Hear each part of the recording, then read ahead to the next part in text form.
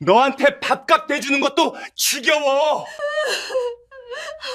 본부장으로 승진한 날 남편은 저를 쓰레기 보듯 내려다봤습니다. 옆에서 시어머니가 거들었습니다. 그러게 시집 와서 뭘 했다고 저렇게 뻔뻔해. 재산 분리하자.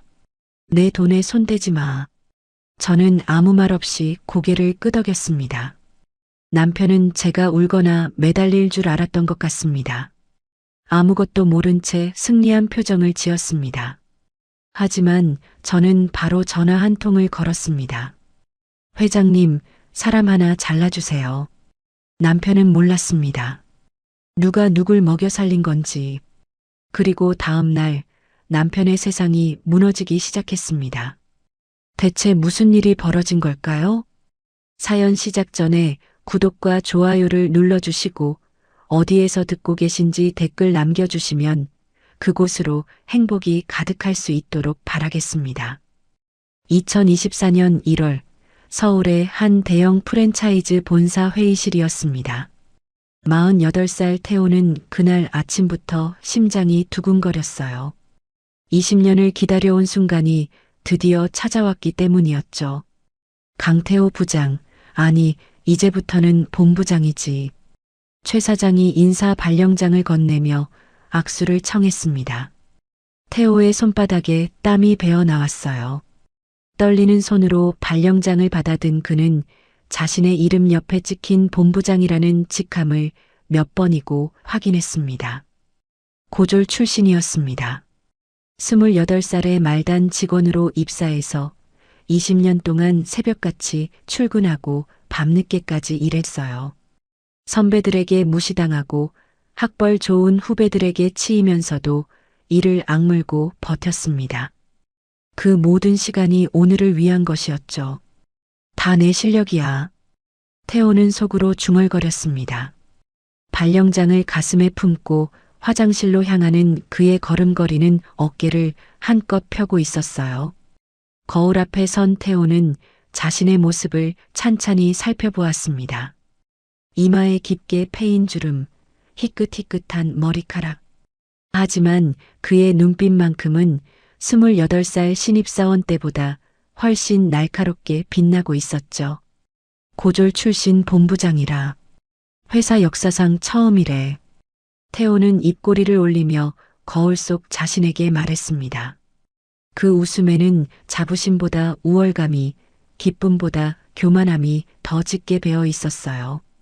그날 저녁 승진 축하 회식이 열렸습니다. 부하 직원들이 둘러앉은 자리에서 태호는 연신 술잔을 비워냈어요. 축하한다는 말이 들릴 때마다 그의 어깨는 더욱 으쓱해졌습니다. 본부장님, 정말 대단하세요. 어떻게 여기까지 오신 거예요? 막내 직원이 눈을 반짝이며 물었습니다. 태호는 술 기운에 목소리가 커진 채로 대답했어요. 어떻게 오긴. 내가 잘나서 온 거지. 난 뒤에서 밀어주는 사람 하나 없이 맨손으로 여기까지 올라온 사람이야. 그 말을 하는 태호의 얼굴에는 득의양양한 표정이 가득했습니다. 스스로를 자수성가한 영웅이라고 굳게 믿고 있었으니까요. 밤 11시가 넘어서야 회식이 끝났습니다. 태호는 비틀거리는 걸음으로 택시에 올라탔어요. 창밖으로 서울의 야경이 흘러갔지만 그의 눈에는 아무것도 들어오지 않았습니다. 머릿속에는 오직 내일부터 펼쳐질 본부장으로서의 새로운 삶만이 가득했죠. 집 앞에 도착했을 때는 자정이 가까워지고 있었습니다. 현관문을 열자 따뜻한 불빛과 함께 익숙한 냄새가 코끝을 스쳤어요. 삼계탕 냄새였습니다. 태호는 흐릿한 눈으로 거실을 둘러보았어요. 45살의 아내 윤정이 부엌에서 나오고 있었습니다. 앞치마를 두른 그녀의 얼굴에는 피곤함이 역력했지만 남편을 맞이하는 미소를 잃지 않으려 애쓰고 있었어요. 여보 왔어요? 축하해요. 본부장 승진. 윤정의 목소리는 조용하지만 진심이 담겨 있었습니다. 그녀는 새벽 4시에 일어났어요. 전날 밤 시장에서 사온 토종닭을 손질하고 친정에서 물려받은 비법대로 육수를 우려냈습니다. 인삼과 대추, 마늘을 넣고 5시간 넘게 정성껏 끓인 삼계탕이었죠. 당신이 좋아하는 삼계탕 끓여놨어요. 어서 앉아요. 윤정이 식탁 위에 뚝배기를 올려놓았습니다. 김이 모락모락 피어오르는 삼계탕에서는 깊고 진한 향이 났어요. 그 향은 황금 달걀말이 프랜차이즈의 대표 메뉴인 삼계탕과 똑같은 향이었습니다. 아니, 정확히 말하면 이 집 부엌에서 나는 향이 원조였고 회사 제품은 이것을 흉내낸 것에 불과했어요. 하지만 태호는 그 사실을 까맣게 모르고 있었습니다. 술에 취한 태호는 식탁 앞에 털썩 주저앉았어요. 그리고 뚝배기를 힐끗 쳐다보더니 인상을 찌푸렸습니다. 아, 또 이거야? 맨날 이런 것만 먹냐고.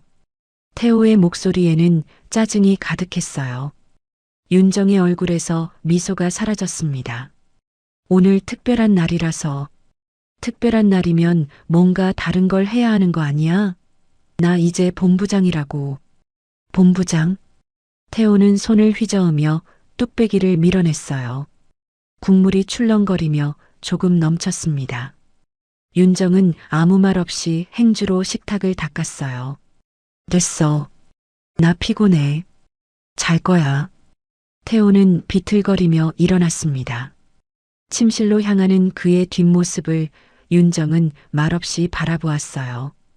그녀의 눈빛이 순간 흔들렸지만 이내 다시 고요해졌습니다.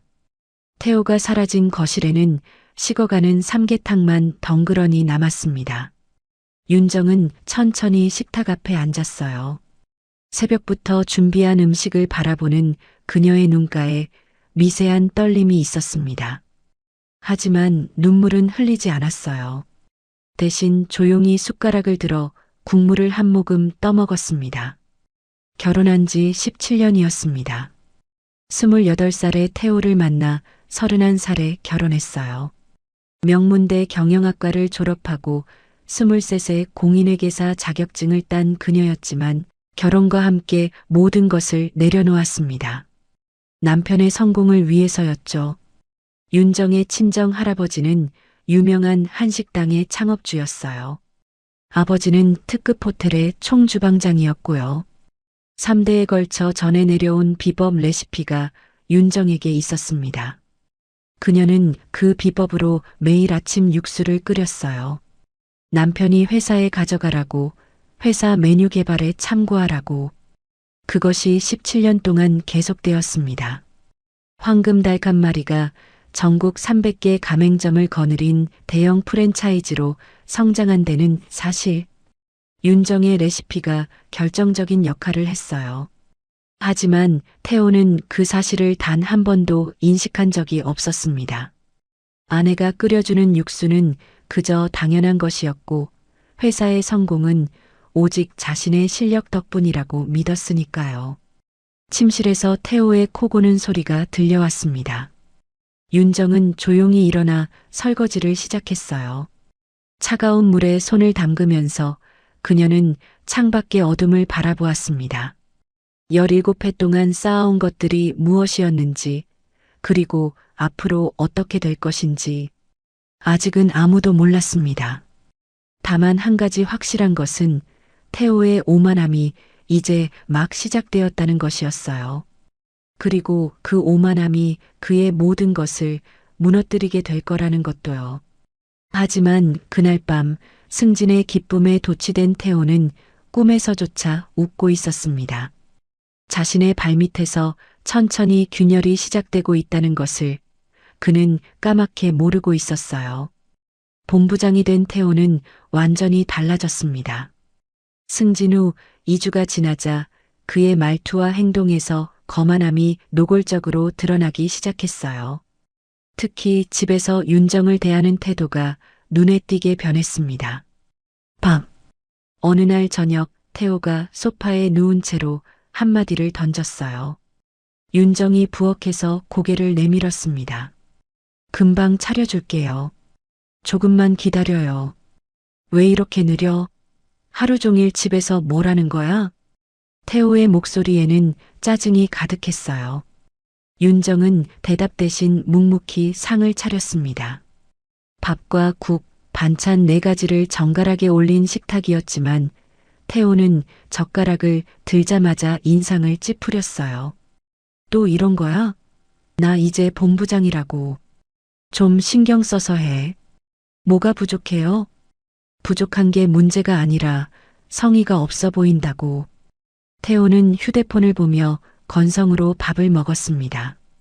윤정이 정성껏 담근 깍두기도 새벽에 우려낸 된장국도 그의 눈에는 들어오지 않았어요. 그 즈음 태호의 머릿속에는 다른 사람이 자리 잡기 시작했습니다. 마케팅팀에 새로 들어온 신입사원 소라였어요. 32살의 그녀는 늘 화사한 미소를 지으며 태호에게 다가왔습니다. 본부장님, 커피 드릴까요? 아메리카노 좋아하시죠? 그래. 고마워. 소라는 매일 아침 태호의 책상에 커피를 가져다 놓았어요. 회의 시간에는 그의 발언마다 고개를 끄덕이며 감탄하는 표정을 지었습니다. 태호는 그런 소라가 점점 신경 쓰이기 시작했어요. 집에 오면 무표정한 아내가 있었지만 회사에는 자신을 존경하는 눈빛으로 바라보는 젊은 여직원이 있었습니다. 태호의 마음이 흔들리기 시작한 것은 어쩌면 당연한 일이었는지도 몰라요. 어느 날 밤 태호가 윤정에게 말했습니다. 나 생각해봤는데 우리 재산 분리하자. 윤정이 설거지하던 손을 멈추었어요. 천천히 돌아보는 그녀의 얼굴에는 당혹감이 스쳤습니다. 갑자기 무슨 소리예요? 갑자기가 아니야. 내가 번 돈은 내가 관리하겠다는 거지. 당신은 당신 것 따로 하고. 태호의 목소리는 단호했어요. 마치 회사에서 부하 직원에게 지시하듯 일방적이고 차가웠습니다. 나 월급 얼마 받는 줄 알아? 이제 연봉 1억이야. 근데 통장이 당신 손에 있으니까 내가 쓸 때마다 눈치가 보여. 내가 언제 눈치를 줬어요? 주는 것 같아서 그래. 어쨌든 내 돈은 내가 알아서 할 거야. 윤정은 한동안 말이 없었습니다. 그녀의 눈빛이 순간 깊어졌지만 태호는 알아채지 못했어요. 아니, 알아채려고 하지 않았습니다. 그로부터 며칠 후 시어머니 순자가 상경했습니다. 75살의 순자는 시골에서 혼자 살고 있었어요.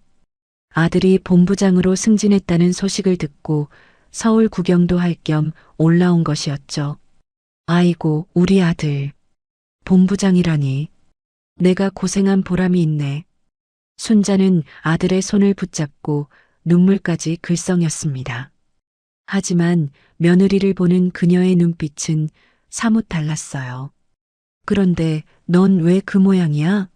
남편이 출세했으면 좀 꾸미고 다녀야지. 윤정은 묵묵히 시어머니의 짐을 받아들었습니다. 어머님 오시느라 힘드셨죠? 방 정리해놨어요. 방은 무슨, 먼저 밥이나 줘. 기차에서 아무것도 못 먹었어. 순자는 거실 소파에 떡하니 앉았어요.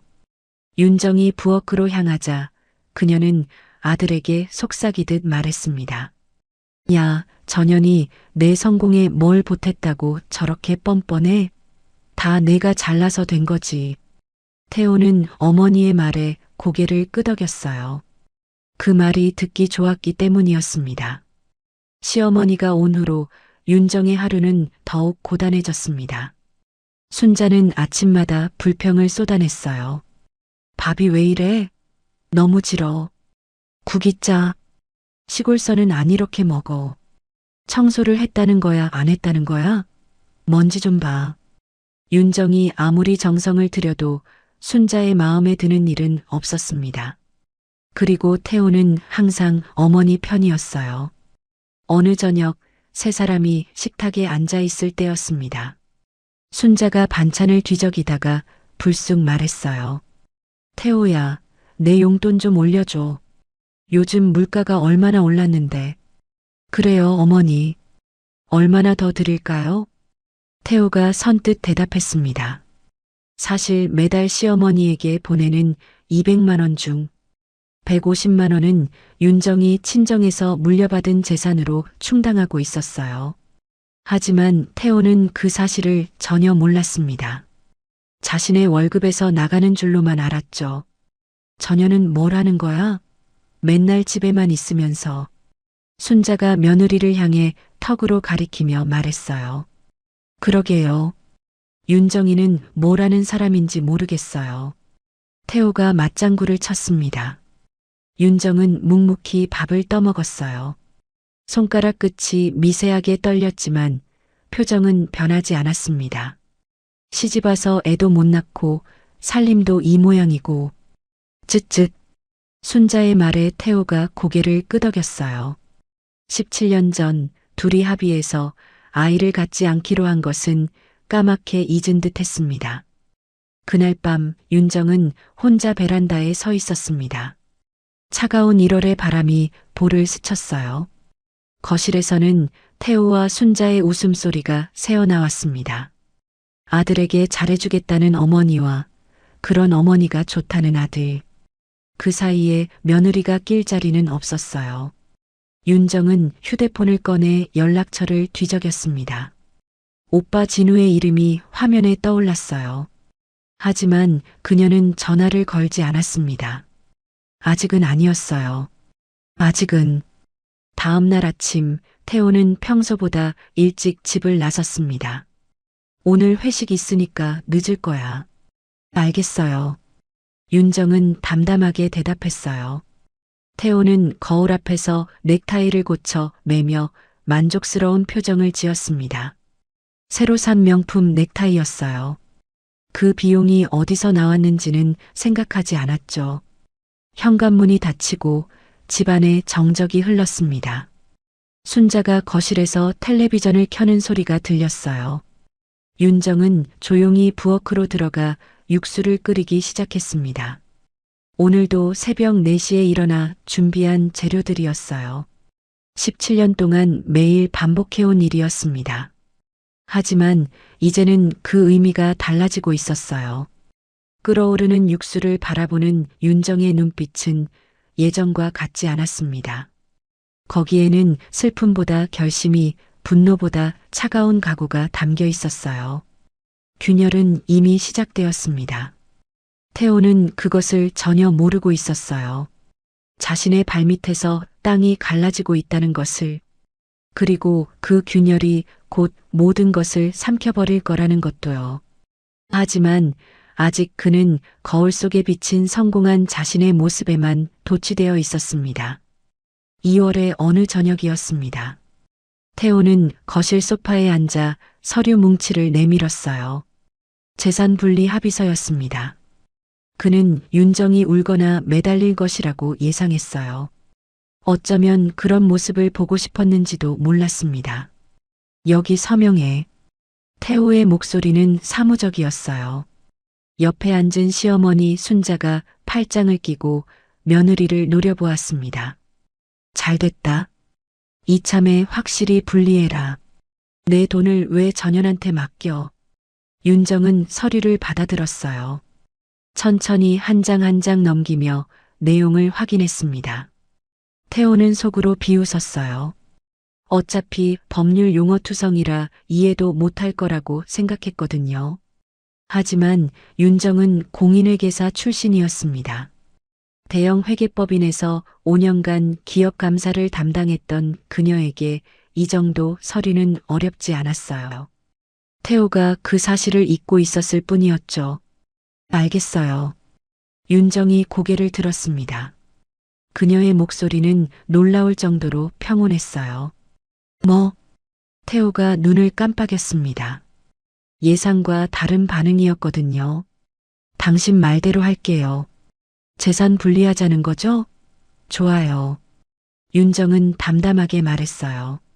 눈물도 분노도 아무것도 없었습니다. 마치 내일 날씨 이야기를 하듯 무덤덤한 어조였어요. 태호는 오히려 불안해졌습니다. 뭐야, 안 싸워? 그냥 이렇게 쉽게 싸워서 뭘 어쩌겠어요. 당신이 원하는 거잖아요. 윤정은 서류를 식탁 위에 내려놓았어요. 그리고 조용히 부엌으로 들어갔습니다. 설거지를 시작하는 물소리가 들렸어요. 순자가 코웃음을 쳤습니다. 즉, 기가 죽었나 보네. 원래 저런 건 세게 나가야 해.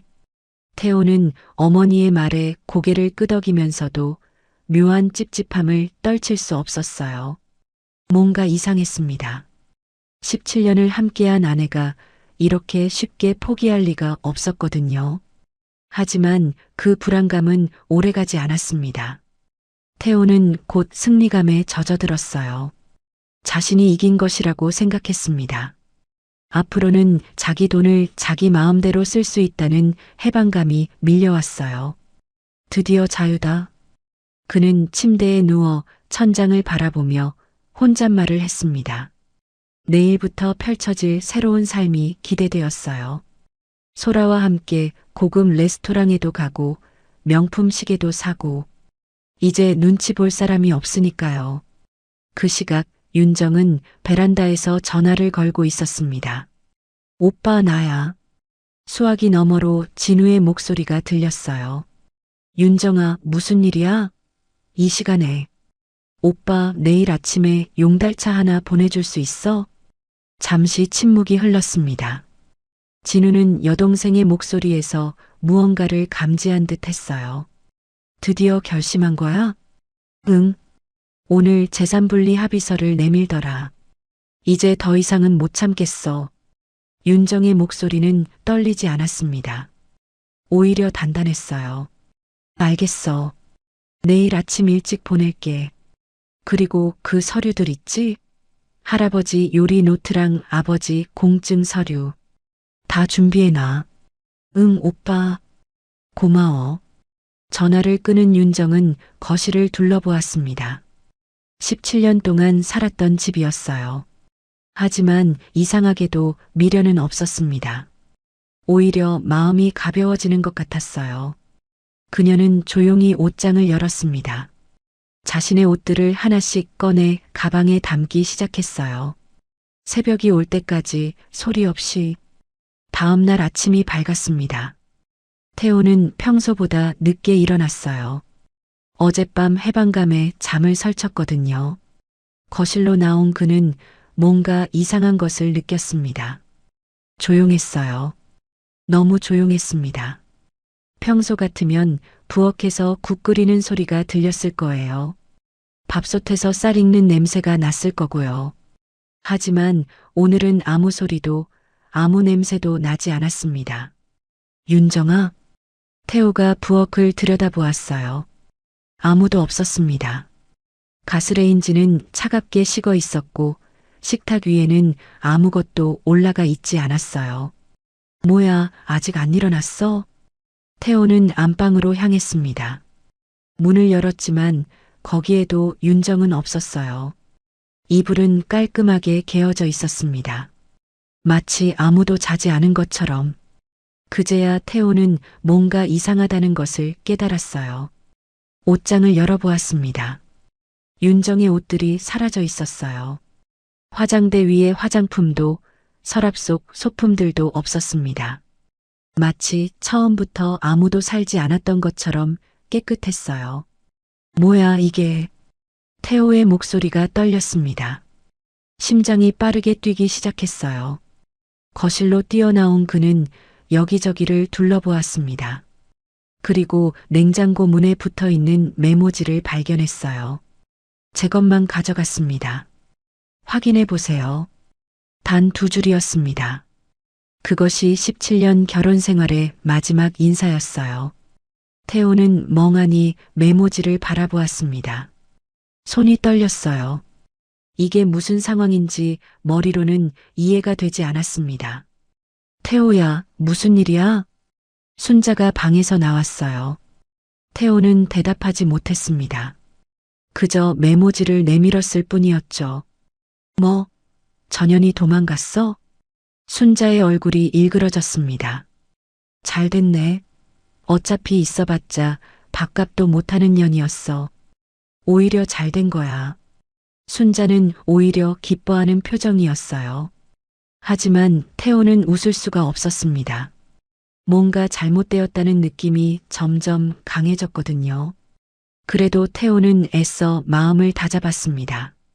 그래, 잘 된 거야. 이제 자유니까. 그는 스스로에게 말했어요. 아내가 떠났다고 해서 달라질 것은 없었습니다. 회사에 가면 되고, 일하면 되고, 돈 벌면 되는 거였어요. 태호는 대충 라면을 끓여 먹고 출근 준비를 했습니다. 거울 앞에서 넥타이를 매면서 그는 다시 한번 자신에게 말했어요. 괜찮아. 다 괜찮아. 하지만 현관문을 나서는 그의 발걸음은 어딘가 무거웠습니다. 태호는 아직 몰랐어요. 윤정이 가져간 것이 옷가지와 소품만이 아니라는 것을. 냉장고에 있던 모든 육수와 양념 그리고 17년간 그의 성공을 지탱해온 비밀이 함께 사라졌다는 것을요. 그것을 깨닫기까지는 그리 오랜 시간이 걸리지 않을 것이었습니다. 폭풍 전의 고요함은 끝났습니다. 이제 진짜 폭풍이 시작될 차례였어요.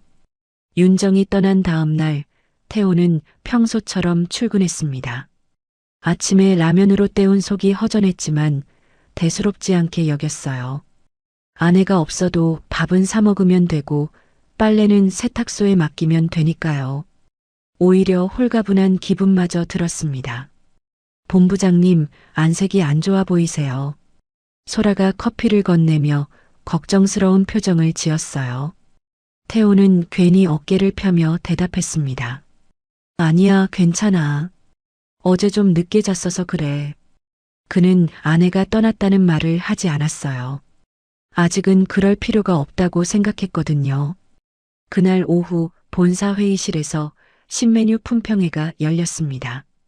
황금닭 한 마리의 대표 메뉴인 삼계탕을 시식하는 자리였어요. 매달 한 번씩 열리는 정례 행사였습니다. 태호는 본부장으로서 맨 앞자리에 앉았어요. 주방장이 직접 끓인 삼계탕이 테이블 위에 놓였습니다. 김이 모락모락 피어올랐어요. 태호는 익숙한 동작으로 숟가락을 들어 국물을 떠먹었습니다. 그 순간 그의 얼굴이 미묘하게 일그러졌어요. 뭔가 달랐습니다. 분명히 같은 레시피로 만든 삼계탕인데 예전에 그 깊은 맛이 없었어요. 혀끝에 감기던 감칠맛이 사라지고 어딘가 밋밋하고 허전한 맛만 남아 있었습니다. 이거 오늘 좀 다르지 않아요? 옆에 앉은 마케팅 이사가 고개를 갸웃거렸어요. 다른 임원들도 하나둘씩 숟가락을 놓기 시작했습니다. 뭔가 빠진 것 같은데. 맛이 얕아졌어. 예전엔 이렇지 않았는데. 웅성거리는 소리가 회의실을 채웠어요. 태호는 애써 표정을 관리하며 말했습니다. 오늘 재료가 좀 안 좋았나 보네. 주방에 확인해 볼게요. 회의가 끝난 후 태호는 곧장 본사 주방으로 내려갔습니다. 주방장 박 셰프가 당황한 얼굴로 그를 맞았어요. 본부장님, 저도 이상해서 3번이나 다시 끓여봤는데요. 레시피대로 했는데 맛이 안 나요. 레시피대로 했다고? 네, 분명히요. 재료도 똑같고 시간도 똑같고 불 조절도 똑같이 했어요. 근데 예전 그 맛이 안 나요. 태호는 주방을 둘러보았습니다. 모든 것이 제자리에 있었어요. 냄비도 재료도 조리도구도. 하지만 뭔가가 빠져 있었습니다. 그때 문득 한 가지 생각이 머리를 스쳤어요. 윤정이었습니다. 결혼 초부터 윤정은 매주 2번씩 육수를 끓여왔어요. 닭뼈와 야채로 우려낸 특제 육수였습니다. 태호는 그것을 회사에 가져가 주방에 전달했고 주방에서는 그 육수를 베이스로 삼계탕을 만들었어요. 하지만 태호는 그것이 얼마나 중요한 것인지 전혀 몰랐습니다. 그저 아내가 해주는 것이니까 당연히 받아왔을 뿐이었죠. 그 육수가 황금 닭 한 마리의 맛을 결정하는 핵심이라는 생각은 한 번도 해본 적이 없었어요. 설마. 태호는 급하게 회사를 나섰습니다. 차를 몰아 집으로 향했어요. 퇴근 시간 정체에 걸려 평소보다 2배나 걸렸지만 그는 초조하게 핸들을 두드렸습니다. 집에 도착한 태호는 현관문을 열자마자 주방으로 뛰어갔습니다. 냉장고 문을 활짝 열었어요. 그리고 그는 그 자리에 얼어붙었습니다. 텅 비어 있었습니다. 윤정이 매번 채워놓던 육수통들이 모두 사라져 있었어요. 냉동실에 보관하던 특제 양념들도 서랍 한쪽에 빼곡히 적어둔 레시피 노트도 없었습니다. 마치 처음부터 아무것도 없었던 것처럼요. 태호는 부엌 곳곳을 뒤졌습니다. 찬장을 열어보고 서랍을 뒤지고 싱크대 밑까지 살펴보았어요. 하지만 아무것도 없었습니다. 제 것만 가져갔습니다. 어제 윤정이 남긴 메모가 떠올랐어요. 그녀의 말대로였습니다. 자기 것만 가져간 거였어요. 문제는 그 자기 것이 태호의 상상보다 훨씬 많았다는 것이었죠. 그날 밤 태호는 잠을 이룰 수 없었습니다. 침대에 누워 천장을 바라보며 생각했어요. 윤정이 끓이던 육수, 그녀가 친정에서 물려받았다고 했던 레시피, 결혼 초에 분명 들었던 것 같은데 그때는 대수롭지 않게 넘겼습니다. 설마 그게 그렇게 중요한 거였어? 태호는 스스로에게 물었어요. 하지만 대답은 나오지 않았습니다. 다음 날 아침 최악의 소식이 날아들었습니다. 가맹점주들로부터 항해 전화가 폭주하기 시작한 거예요. 태호의 휴대폰은 아침부터 쉴 새 없이 울렸습니다. 본부장님, 이게 어떻게 된 거예요? 어제부터 손님들이 맛이 이상하다고 난리예요. 대전 가맹점주의 목소리였습니다. 분노와 당혹감이 뒤섞여 있었어요. 침착하세요. 지금 확인 중입니다. 확인은 무슨 확인이에요? 단골 손님이 다시는 안 온다고 했어요. 10년 단골이요. 전화를 끊자마자 또 다른 전화가 걸려왔습니다. 부산 가맹점주였어요. 본부장님, 저 지금 손님한테 욕먹고 있어요. 맛이 왜 이래요? 예전 그 맛이 아니잖아요. 태호는 연신 사과하며 전화를 받았습니다. 하지만 전화는 끊이지 않았어요. 서울, 대구, 광주, 인천, 전국 각지에서 같은 내용의 항의가 쏟아졌습니다. 점심때가 되자 상황은 더욱 심각해졌습니다. 본사 고객센터에 접수된 불만 건수가 하루 만에 300건을 넘어섰어요. SNS에는 황금 닭 한 마리 맛이 변했다는 글이 퍼지기 시작했습니다. 별점 테러도 시작되었어요. 태호는 회의실에 임원들을 소집했습니다. 도대체 뭐가 문제인 거야? 최 사장이 테이블을 내리치며 소리쳤어요. 63살의 그는 30년간 외식업계에서 잔뼈가 굵은 사람이었습니다. 이런 사태는 처음이었어요. 레시피는 똑같습니다. 재료도 똑같고요. 근데 맛이... 주방장이 고개를 숙인 채 대답했어요. 똑같은데 맛이 다르다고? 말이 돼?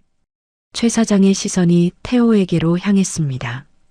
강 본부장, 자네가 맛관리 책임자 아닌가? 뭔가 바뀐 거 없어? 태호는 입술을 깨물었습니다. 말해야 할지 말아야 할지 망설여졌어요.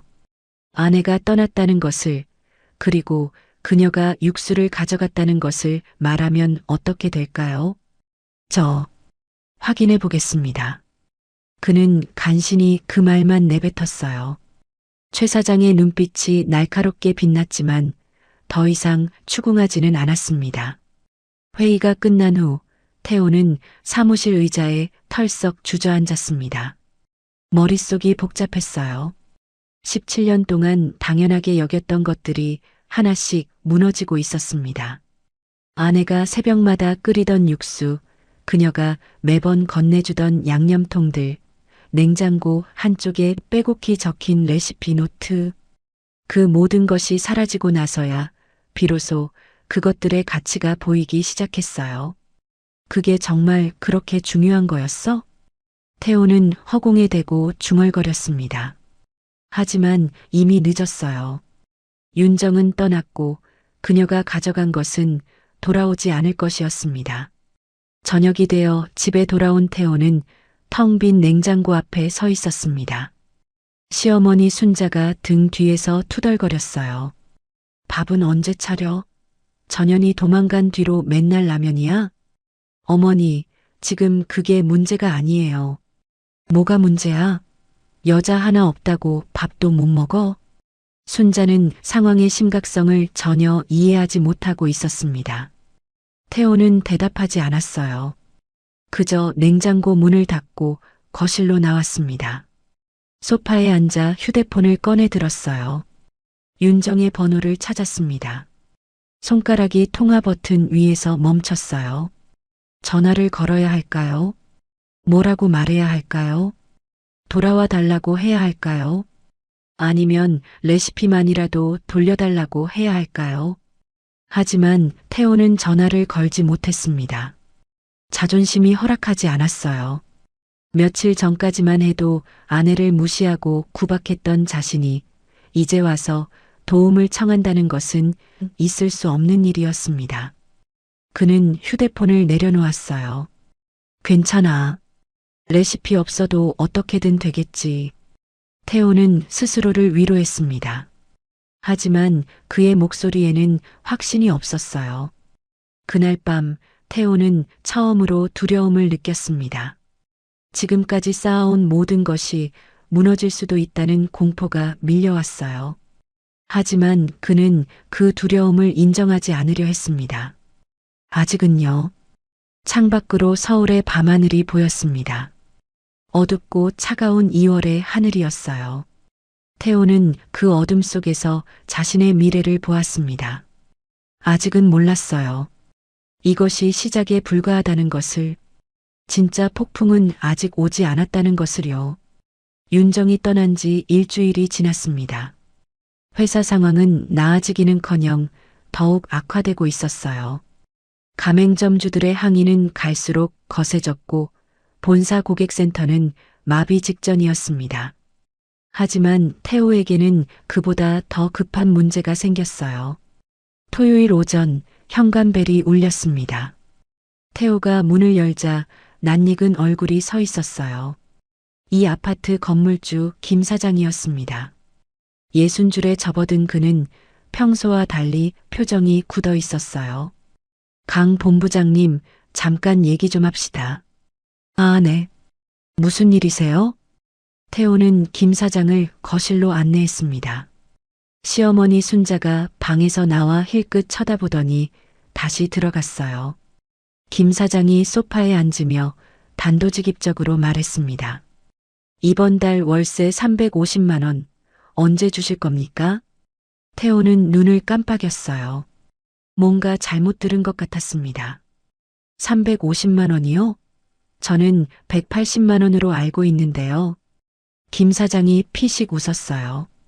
그 웃음에는 어이없다는 기색이 역력했습니다. 본부장님, 이 집 월세가 원래 350만 원인 거 모르셨어요? 나머지 170만 원은 항상 사모님이 따로 보내주셨는데. 태호는 귀를 의심했습니다. 머릿속이 하얘지는 것 같았어요. 사모님이요? 그게 무슨... 매달 1일에 사모님 계좌에서 자동이체로 170만 원이 들어왔어요.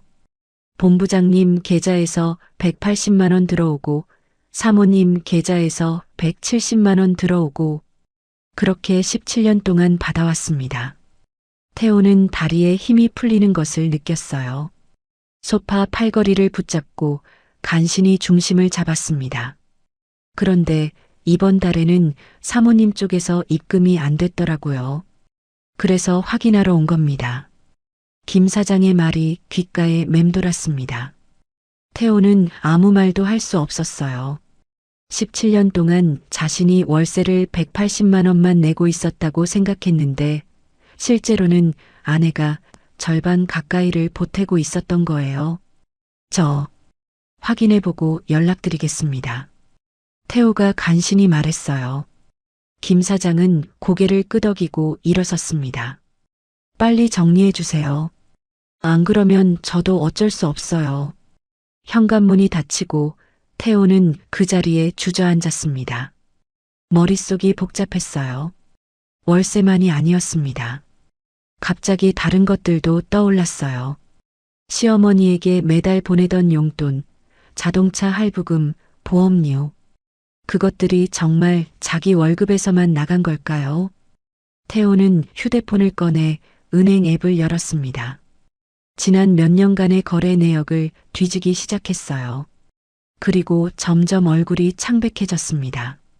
시어머니에게 보내던 월 200만 원. 태호는 자신의 계좌에서 매달 200만 원이 빠져나가는 줄 알았어요. 하지만 실제로 그의 계좌에서 나간 돈은 50만 원 뿐이었습니다. 나머지 150만 원은 윤정의 계좌에서 시어머니에게 직접 송금되고 있었어요. 이게 뭐야? 태호는 휴대폰을 든 채 멍하니 앉아 있었습니다. 자신이 알던 세상이 무너지는 소리가 들리는 것 같았어요. 그때 시어머니 순자가 방에서 나왔습니다. 뭐야, 왜 그렇게 앉아 있어? 밥은? 태호는 천천히 고개를 들어 어머니를 바라보았어요. 어머니, 제가 보내드리는 용돈이 얼마예요? 뭔 소리야? 200만 원이지. 그 중에 150만 원이 윤정이 돈인 거 아셨어요? 순자의 표정이 순간 굳었습니다. 하지만 금방 원래대로 돌아왔어요. 그래서 뭐 어쨌다고? 내 마누라가 시어머니한테 용돈 보내는 게 당연한 거 아니야? 태호는 할 말을 잃었습니다. 어머니는 알고 있었어요. 알면서도 며느리를 구박했고 알면서도 쓸모없는 년이라고 욕했던 거예요. 어머니, 야, 그 정도 가지고 뭘 그래. 어차피 부부 사이에 내 돈이 어딨어. 내 돈이 들어간 건 맞잖아. 순자는 아무렇지도 않게 말하고 부엌으로 향했습니다. 태호는 그 뒷모습을 바라보며 알 수 없는 감정에 휩싸였어요. 분노인지 수치심인지 아니면 둘 다인지 구분이 되지 않았습니다. 월요일 아침 회사로 출근한 태호를 기다리고 있는 것은 더 큰 재앙이었습니다. 회의실에 가맹점주 대표들이 모여 있었어요. 15명 남짓한 그들의 얼굴에는 분노가 가득했습니다. 본부장님, 이게 도대체 어떻게 된 겁니까? 대전 가맹점주 이사장이 테이블을 내리치며 소리쳤어요. 맛이 바뀐 지 일주일이 넘었어요. 손님들이 다 떠나고 있다고요. 저희도 마찬가지입니다. 매출이 반토막 났어요. 부산 가맹점주가 가세했습니다. 다른 가맹점주들도 하나둘씩 불만을 쏟아내기 시작했어요. 우리가 왜 가맹비를 내는 건데요? 그 맛 때문에 낸 거 아닙니까? 레시피 관리도 못하면서 무슨 본사예요? 당장 해결 안 되면 계약 해지하겠습니다. 태호는 연신 고개를 숙이며 사과했어요. 하지만 가맹점주들의 분노는 가라앉지 않았습니다. 죄송합니다. 현재 원인을 파악 중이고, 파악은 무슨 파악이에요? 일주일 동안 뭘 한 거예요? 회의실 문이 열리고 최 사장이 들어왔습니다. 그의 얼굴은 돌처럼 굳어 있었어요. 무슨 일이야, 이게? 가맹점주들이 일제히 최 사장에게 항의하기 시작했습니다. 최 사장은 그들의 말을 듣고 나서 태호를 노려보았어요. 강 본부장, 내 방으로 와. 태호는 무거운 발걸음으로 최 사장실로 향했습니다. 문이 닫히자마자 최 사장이 물었어요. 솔직히 말해. 뭔가 숨기는 거 있지? 태호는 고개를 숙였습니다. 더 이상 숨길 수 없었어요. 사실 집사람이 나갔습니다. 뭐? 그리고 그 육수 레시피가 집사람 친정에서 전해 내려온 거였습니다. 최 사장의 얼굴이 일그러졌어요. 뭐라고? 그럼 그 맛이 자네 마누라 덕분이었다는 거야? 태호는 고개를 끄덕였습니다. 그것을 인정하는 순간 온몸에 힘이 빠져나가는 것 같았어요. 17년 동안 그 육수를 집사람이 만들어서 가져왔습니다. 저도 그게 그렇게 중요한 건 줄 몰랐습니다. 최 사장은 한동안 말이 없었어요. 그리고 천천히 입을 열었습니다. 자네, 지금 나한테 17년 동안 회사 핵심 레시피가 자네 마누라한테 있었는데 그걸 이제야 알았다고 말하는 거야? 죄송합니다. 죄송하다고? 그 말 한마디로 될 일이야? 최 사장의 목소리가 높아졌어요. 태호는 고개를 더 숙였습니다. 가맹점 300개가 흔들리고 있어. 계약 해지 요청이 벌써 50건이 넘어. 이거 어떻게 책임질 건데? 태호는 대답하지 못했어요. 할 말이 없었습니다. 그날 저녁 태호는 텅 빈 집으로 돌아왔습니다. 소파에 주저앉아 천장을 바라보았어요. 머릿속에는 온갖 생각이 뒤엉켜 있었습니다. 월세의 절반을 아내가 냈다는 것. 시어머니 용돈의 대부분이 아내 돈이었다는 것. 회사의 핵심 맛이 아내의 레시피였다는 것. 그 모든 진실이 한꺼번에 쏟아져 나왔어요. 내가 뭘 한 거지? 태호는 스스로에게 물었습니다. 20년 동안 밑바닥에서 올라왔다고 자부했어요. 다 자기 실력이라고 믿었습니다. 하지만 실제로는 아내의 돈과 아내의 레시피가 그를 떠받치고 있었던 거예요.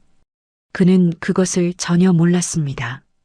아니, 모른 척했던 것인지도 몰라요. 시어머니 순자가 거실로 나왔어요.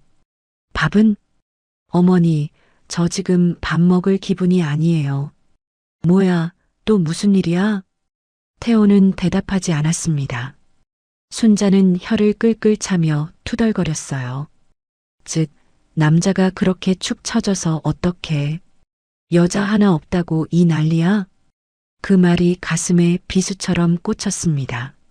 하지만 태호는 반박하지 않았어요. 반박할 자격이 없다는 것을 이제야 알았으니까요.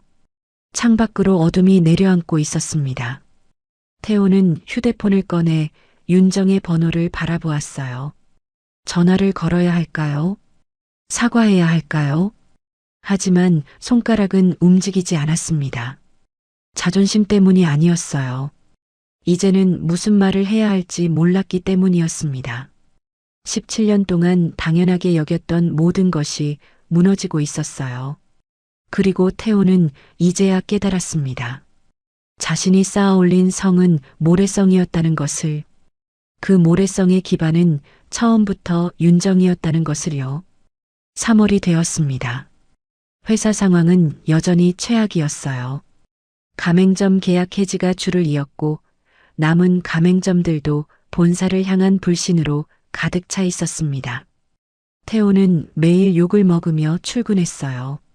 그런 그에게 위로를 건네는 사람은 단 한 명뿐이었습니다. 한소라였어요. 본부장님, 요즘 너무 힘들어 보이세요. 소라가 커피를 건네며 걱정스러운 눈빛을 보냈어요. 태호는 쓴웃음을 지었습니다. 티가 많이 나나? 그럼요. 얼굴이 많이 상하셨어요. 식사는 제대로 하시는 거예요? 소라의 목소리에는 진심 어린 걱정이 담겨 있는 것 같았어요. 적어도 태호에게는 그렇게 들렸습니다.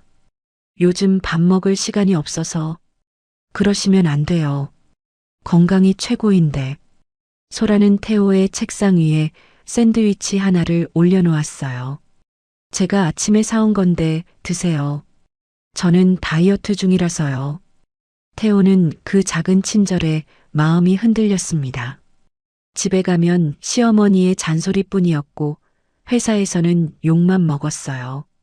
그런 상황에서 소라의 따뜻한 말 한마디가 유난히 크게 느껴졌습니다. 며칠 후 소라가 태호에게 제안을 했어요. 본부장님, 오늘 저녁에 시간 되세요? 제가 좋은 레스토랑 알거든요.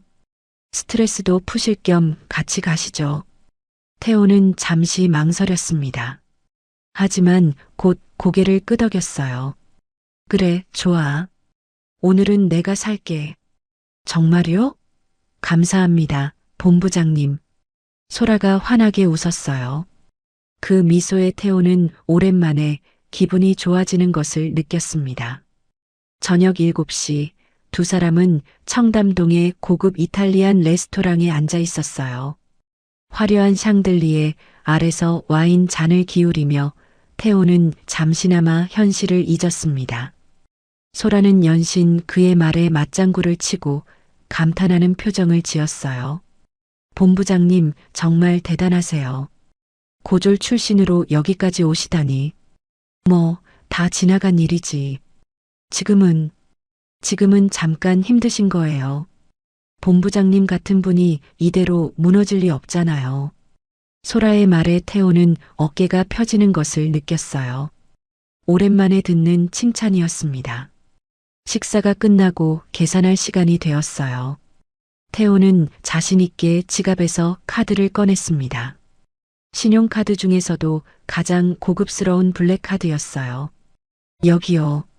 직원이 카드를 받아 결제기에 넣었습니다. 그런데 몇 초 후 직원의 표정이 묘하게 변했어요. 손님 죄송한데요. 카드가 거절됐습니다. 뭐라고? 태호의 얼굴이 굳어졌어요. 말도 안 되는 일이었습니다. 다시 한번 해봐요. 직원이 다시 시도했지만 결과는 같았어요. 거절됩니다. 혹시 다른 카드 있으세요? 태호는 당황해서 지갑을 뒤졌습니다. 다른 카드를 꺼내 건넸지만 그것도 거절되었어요. 세 번째 카드도 마찬가지였습니다.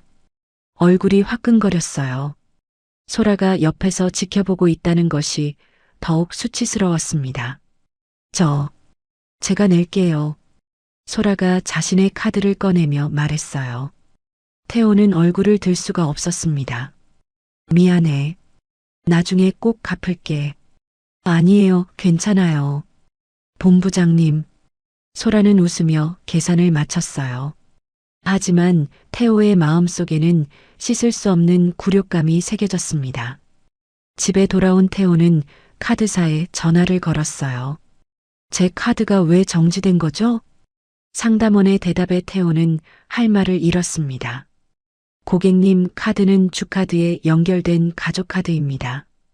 주카드 명의자이신 서윤정님께서 연결을 해지하셔서 자동으로 정지된 겁니다. 그제야 태호는 깨달았어요. 자신이 쓰던 블랙카드가 윤정 명의의 주카드에 딸린 가족카드였다는 것을. 그동안 그렇게 자랑스럽게 꺼내 쓰던 그 카드가 사실은 아내 것이었던 거예요. 이것마저도. 태호는 전화를 끊고 소파에 주저앉았습니다. 자존심이 산산조각 나는 소리가 들리는 것 같았어요. 다음 날부터 소라는 더욱 적극적으로 태호에게 다가왔습니다. 사실 소라에게는 숨겨진 목적이 있었어요. 그녀는 경쟁 프랜차이즈 토종 당면가의 오너, 그러니까 삼촌의 지시로 황금 닭 한 마리에 잠입한 산업 스파이였습니다. 원래 임무는 황금 닭 한 마리의 핵심 레시피를 빼내는 것이었어요. 하지만 윤정이 떠나면서 레시피 자체가 사라져버렸습니다. 소라는 삼촌에게 보고했어요. 삼촌, 레시피가 그 여자 머릿속에만 있었대요. 문서로 된 게 없어요. 전화기 너머로 삼촌의 목소리가 들렸습니다. 그럼 차선책으로 가자. 그 회사 내부를 완전히 뒤흔들어 놔. 우리한테 유리하게. 소라는 고개를 끄덕였어요. 새로운 작전이 시작된 거였죠. 그녀는 태호의 허영심과 절박함을 이용하기로 했습니다. 어느 날 점심시간 소라가 태호에게 조심스럽게 말을 꺼냈어요. 본부장님, 제가 좋은 투자 기회를 하나 알게 됐는데요. 투자? 네. 단기간에 높은 수익을 낼 수 있는 건데. 근데 목돈이 좀 필요해요. 태호는 씁쓸하게 웃었습니다. 나한테 목돈이 어딨어. 보다시피 카드도 막혔는데. 그래서 말인데요. 소라가 주위를 살피며 목소리를 낮췄어요. 회사 자금을 잠깐만 활용하면 어떨까요? 금방 갚으면 되는 거잖아요. 태호의 표정이 굳어졌습니다. 그건 횡령이야. 횡령이라니요. 잠깐 빌리는 거예요. 저희 삼촌 회사도 다 이렇게 해요. 사업하는 사람들은 원래 이런 식으로 돌려막기 하는 거래요. 소라의 말에 태호는 흔들렸습니다. 하지만 쉽게 결정할 수 있는 일이 아니었어요. 그날 밤 집에 돌아온 태호를 기다리고 있는 것은 시어머니의 잔소리였습니다. 태호야, 이번 달 용돈은 언제 줄 거야? 어머니, 지금 형편이. 형편이 뭐 어때? 돈 없으면 사람 취급도 못 받아. 알아? 순자는 날카로운 목소리로 쏘아붙였어요. 내가 돈을 못 벌면 나는 뭘 먹고 살라고? 시골로 다시 내려가라는 거야? 어머니, 제가 지금 힘든 상황이라니까요. 힘들면 어떻게든 해야지. 남자가 그렇게 무능해서 어떡해. 순자의 말 한마디 한마디가 태호의 가슴에 못처럼 박혔습니다. 평생 어머니에게 인정받고 싶었어요. 잘됐다는 소리를 듣고 싶었습니다. 하지만 지금 그에게 돌아오는 것은 무능하다는 질책뿐이었어요. 그날 밤 태호는 잠을 이루지 못했습니다. 천장을 바라보며 생각했어요. 소라의 제안이 자꾸 머릿속을 맴돌았습니다. 위험하다는 것은 알았어요. 하지만 절박했습니다. 어머니의 용돈, 밀린 월세, 쏟아지는 청구서들. 그 모든 것이 그를 압박하고 있었어요. 다음 날 태호는 소라를 불렀습니다. 그 투자 얘기 좀 더 자세히 들어볼 수 있을까? 소라의 눈이 반짝였어요. 그녀는 미소를 감추며 고개를 끄덕였습니다. 물론이죠, 본부장님. 그렇게 함정은 서서히 좁혀져 왔습니다. 일주일 후 태호는 납품업체 대금 서류 앞에 앉아 있었어요. 손이 떨렸습니다. 서류에는 실제보다 부풀려진 금액이 적혀 있었어요. 그 차액이 태호의 개인 계좌로 들어가게 되어 있었습니다. 괜찮아요, 본부장님. 한 번만 하고 바로 갚으면 돼요. 아무도 몰라요.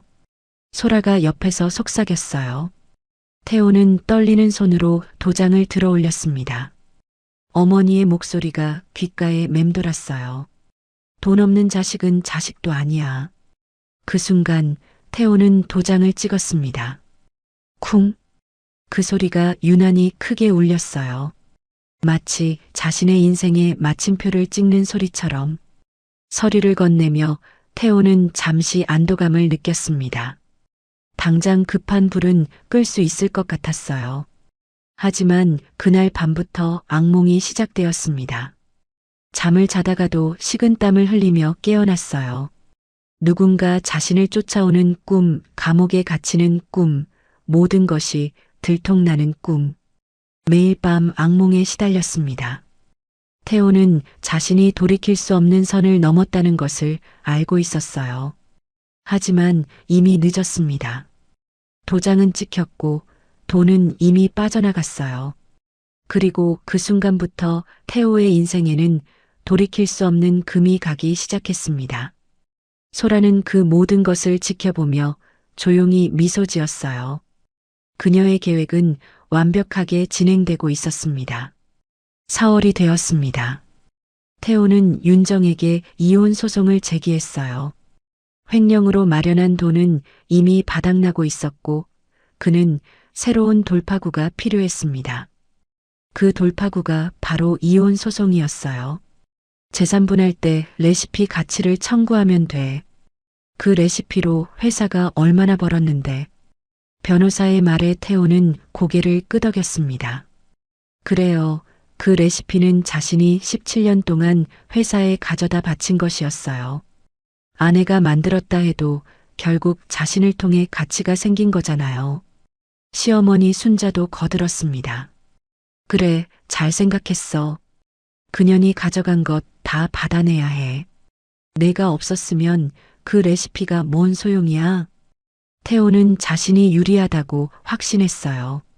아내가 만든 레시피라 해도 결혼 중에 사용했으니까 공동재산이라고 생각했습니다. 게다가 자신은 20년 경력의 본부장이었고 상대는 경력 단절 주부에 불과했어요. 싸움이 되지 않을 거라고 믿었습니다. 6월 첫째 주 첫 번째 재판이 열렸습니다.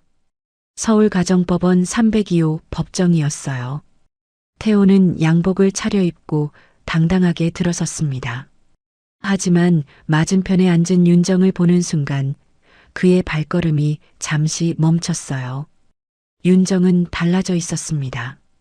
단정한 정장을 입은 그녀의 얼굴에는 더 이상 지친 기색이 없었어요. 오히려 차분하고 단단한 눈빛이 빛나고 있었습니다. 그리고 그녀의 옆에는 날카로운 인상의 중년 남성이 앉아 있었어요. 서진우였습니다. 윤정의 친정 오빠이자 수도권에서 손꼽히는 가사 전문 변호사였어요. 피고 측 변호인 서진우입니다. 진우가 일어서며 말했어요.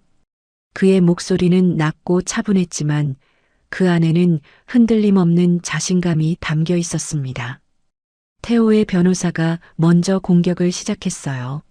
원고 측은 결혼 기간 중 피고가 개발한 레시피의 가치를 공동재산으로 인정하고 이에 대한 분할을 청구합니다.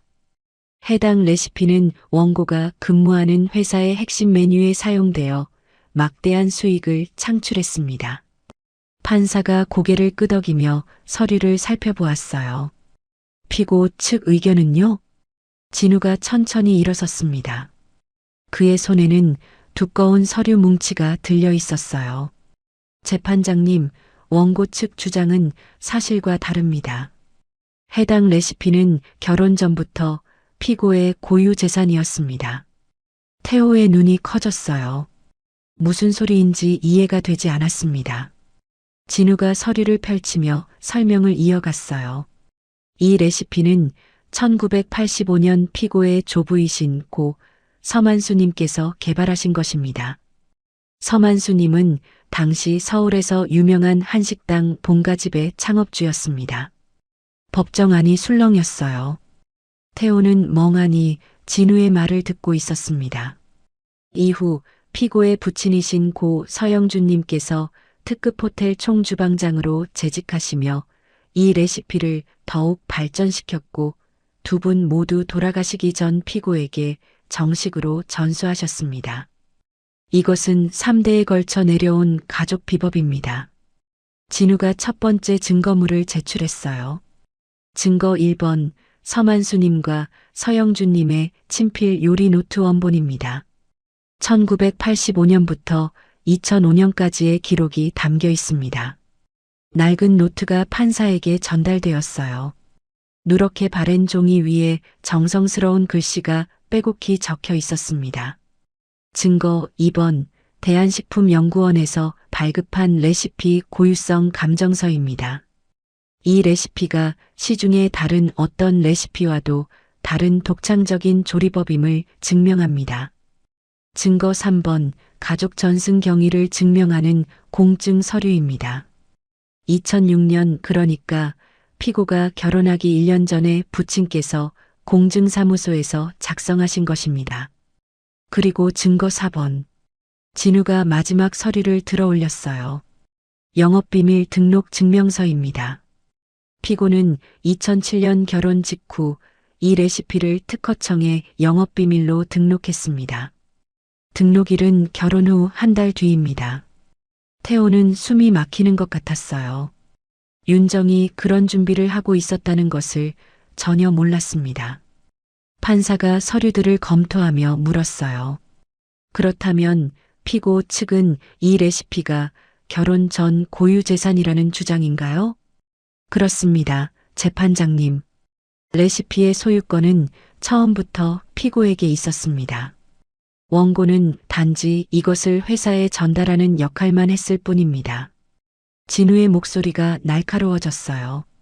그리고 저희는 원고에게 역으로 청구할 것이 있습니다. 태호의 심장이 쿵 내려앉았습니다. 첫째, 원고는 17년간 피고의 레시피를 피고의 동의 없이 회사에 제공했습니다. 그리고 그 대가로 승진과 성과급이라는 개인적 이득을 취했습니다. 이것은 명백한 부당이득입니다. 진우가 또 다른 서류를 꺼냈어요. 원고가 받은 17년간의 성과급 총액은 약 2억 3천만 원입니다.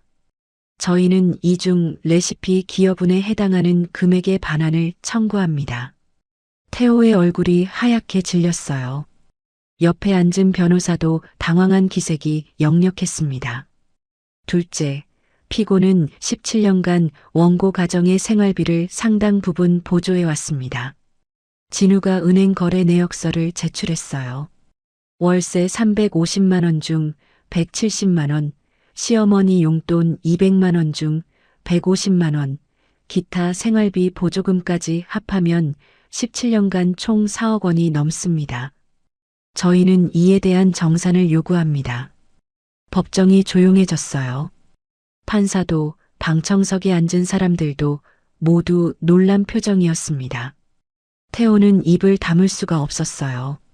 자신이 알던 세상이 완전히 뒤집어지고 있었습니다. 잠깐만요. 태호가 벌떡 일어섰어요. 변호사가 말리려 했지만 그는 멈추지 않았습니다. 그 레시피는 제가 회사에 가져갔으니까 가치가 생긴 겁니다. 저 없이는 그냥 집에서 끓이는 국물에 불과했어요. 진우가 차갑게 대답했어요. 원고께서는 피고에게 레시피 사용에 대한 허락을 받으신 적이 있습니까? 그건 계약서가 있습니까? 서면 동의서라도? 태호는 말문이 막혔습니다. 그런 것은 없었어요. 아내가 끓여주니까 당연히 가져갔을 뿐이었습니다. 없습니다. 피고는 단 한 번도 이 레시피를 회사에 제공하는 것에 동의한 적이 없습니다. 원고가 임의로 가져간 것입니다. 진우의 말에 태호는 더 이상 반박하지 못했어요. 온몸에 힘이 빠져나가는 것 같았습니다. 재판이 끝난 후 태호는 법원 복도에 서 있었습니다. 다리가 후들거려서 걸을 수가 없었어요. 그의 변호사가 한숨을 쉬며 말했습니다. 강 씨, 솔직히 말씀드리면 이길 수 없는 싸움입니다. 상대방 증거가 너무 완벽해요. 그럼 어떻게 되는 겁니까? 최악의 경우 부당이득 반환의 생활비 정산까지 합치면 5억 원 이상 물어내셔야 할 수도 있습니다. 5억 원. 태호의 눈앞이 캄캄해졌어요. 그에게는 그런 돈이 없었습니다. 횡령한 돈도 이미 다 써버렸고 남은 것이라고는 빚뿐이었어요. 협의 이혼으로 가시는 게 나을 것 같습니다. 그나마 손해를 줄일 수 있어요. 변호사의 말이 귓가에 맴돌았지만 태호는 대답하지 못했습니다. 그때 복도 저편에서 윤정이 걸어오는 것이 보였어요. 그녀는 태호를 스쳐 지나가며 잠시 멈춰 섰습니다. 두 사람의 눈이 마주쳤어요. 하지만 윤정의 눈에는 분노도 슬픔도 아무것도 없었습니다. 그저 낯선 사람을 보는 것 같은 무심한 눈빛이었어요. 잘 지내세요. 윤정은 그 말만 남기고 돌아섰습니다. 그녀의 뒷모습이 점점 멀어졌어요. 태호는 그 자리에 서서 오랫동안 움직이지 못했습니다. 17년 동안 자기 것인 줄 알았던 모든 것이 처음부터 자신의 것이 아니었어요. 레시피도, 돈도, 심지어 성공까지도. 그는 그제야 깨달았습니다. 자신이 얼마나 오만했는지, 그리고 그 오만함의 대가가 얼마나 큰지를요. 법원을 나서는 태호의 어깨는 축 처져 있었습니다. 6월의 햇살이 눈부셨지만 그의 앞에는 끝이 보이지 않는 어둠만이 기다리고 있었어요. 카르마가 시작된 것이었습니다. 7월이 되었습니다. 이혼 소송에서 참패한 태호는 폐인처럼 출근하고 있었어요. 회사에서도 그의 입지는 흔들리고 있었습니다. 가맹점 이탈이 계속되면서 실적은 바닥을 쳤고 최 사장의 눈빛은 갈수록 차가워졌어요. 그런데 그보다 더 큰 폭풍이 다가오고 있었습니다. 7월 둘째 주 월요일 아침이었어요. 태호가 출근하자 회사 분위기가 심상치 않았습니다. 직원들이 수군거리고 있었고 복도에는 낯선 사람들이 서류 박스를 나르고 있었어요. 저 사람들 누구야? 태호가 옆에 있던 직원에게 물었어요. 외부 감사팀이래요. 오늘 아침에 갑자기 들이닥쳤어요. 심장이 철렁 내려앉았습니다. 외부 감사라니. 태호는 애써 침착한 척하며 자리로 향했어요. 하지만 손끝이 차갑게 식어가는 것을 느꼈습니다. 점심시간이 되기 전 최 사장이 태호를 호출했어요. 사장실 문을 열자 낯선 광경이 펼쳐졌습니다. 최 사장 옆에 정장을 입은 남녀 4명이 앉아 있었어요. 그들의 표정은 하나같이 굳어 있었습니다. 앉아. 최 사장의 목소리는 냉랭했어요. 태호는 조심스럽게 의자에 앉았습니다. 이쪽은 한결회계법인 감사팀이야. 지난주에 본사로 익명 제보가 들어왔어. 재무비리가 있다는 내용으로. 태호의 얼굴에서 핏기가 사라졌어요. 그래서 외부 감사를 요청했고 오늘부터 전면 조사가 시작됐어. 감사팀장이 서류를 펼치며 말했습니다. 강태호 본부장님, 3월에 승인하신 납품대금 결제건에 대해 질문드리겠습니다. 태호의 심장이 미친 듯이 뛰기 시작했어요. 3월. 소라와 함께 서류를 조작했던 그 달이었습니다. 이 결제서에 따르면 어업체에 5천만 원이 지급되었는데요. 실제로 어업체가 받은 금액은 3천만 원입니다. 차액 2천만 원은 어디로 갔습니까? 태호는 입술이 바짝 말랐어요. 대답할 수가 없었습니다. 또한 B업체 건에서도 1,500만 원, C업체 건에서도 1천만 원의 차액이 발생했습니다. 총 4,500만 원입니다. 숫자가 하나씩 나올 때마다 태호의 얼굴은 점점 더 창백해졌어요. 이 금액들이 모두 본부장님 개인 계좌로 입금된 기록이 있습니다. 설명해 주시겠습니까? 침묵이 흘렀습니다. 태호는 아무 말도 할 수 없었어요. 변명의 여지가 없었습니다. 그때 감사팀장이 문 쪽을 향해 고개를 끄덕였어요. 문이 열리고 누군가 들어왔습니다. 태호는 고개를 돌렸어요. 그리고 그 자리에서 숨이 멎는 것 같았습니다. 윤정이었습니다. 그녀는 단정한 정장을 입고 노트북을 들고 있었어요. 감사팀장 옆자리에 조용히 앉았습니다. 왜 여기에? 태호가 떨리는 목소리로 물었어요. 윤정은 그를 쳐다보지도 않았습니다. 감사팀장이 대신 대답했어요. 서윤정 회계사는 저희 법인 소속입니다. 이번 감사의 데이터 분석을 담당하고 계십니다. 태호는 믿을 수가 없었어요. 윤정이 회계사라는 것은 알고 있었습니다.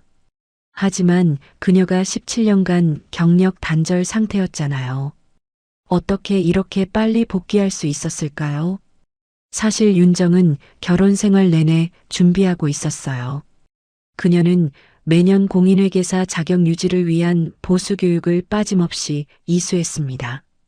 업계 동향을 놓치지 않기 위해 회계 저널도 꾸준히 구독했어요. 남편이 잠든 새벽 그녀는 조용히 공부하고 있었던 거예요. 집을 나온 직후 윤정은 예전 직장인 한결회계법인에 연락했어요. 다행히 그녀의 과거 5년간 업무 성과가 아직도 회자되고 있었고 식품업계 감사 경험이 있는 회계사가 필요했던 법인은 그녀를 반겼습니다. 3개월간의 재적응 교육을 거쳐 윤정은 감사팀에 합류했어요. 그리고 이번 황금달간말이 감사에 배정된 것이었죠. 물론 윤정은 감사 전에 상부의 전 남편과의 관계를 보고했어요. 법인은 이해 충돌 여부를 검토했습니다. 이혼 소송 중이지만 윤정이 회사 재정과 직접적인 이해관계가 없는 점, 그리고 현장 감사가 아닌 백오피스 데이터 분석만 담당하는 점을 고려해 참여가 승인되었어요. 감사팀장이 질문을 이어갔습니다. 본부장님, 이 횡령에 관여한 다른 사람이 있습니까?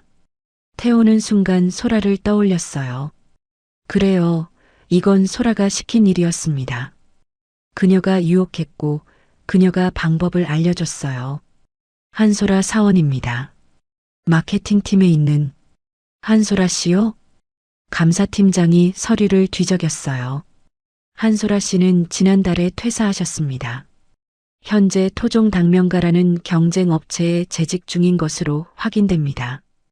태호의 눈이 커졌어요. 소라가 이미 떠났다고요? 그것도 경쟁사로? 저희가 한소라 씨에게 연락을 취했는데요. 감사팀장이 녹음 파일을 재생했어요. 소라의 목소리가 흘러나왔습니다. 저는 아무것도 몰라요. 본부장님이 시킨 대로 했을 뿐이에요. 서류 작업은 전부 본부장님이 하셨고 저는 그냥 심부름만 했어요. 상사의 지시를 따른 것뿐인데 제가 무슨 잘못이에요? 태호는 귀를 의심했어요. 분명히 소라가 먼저 제안했습니다. 그녀가 방법을 알려줬고 그녀가 부추겼어요. 거짓말입니다. 소라가 먼저 제안한 거예요. 태호가 소리쳤어요.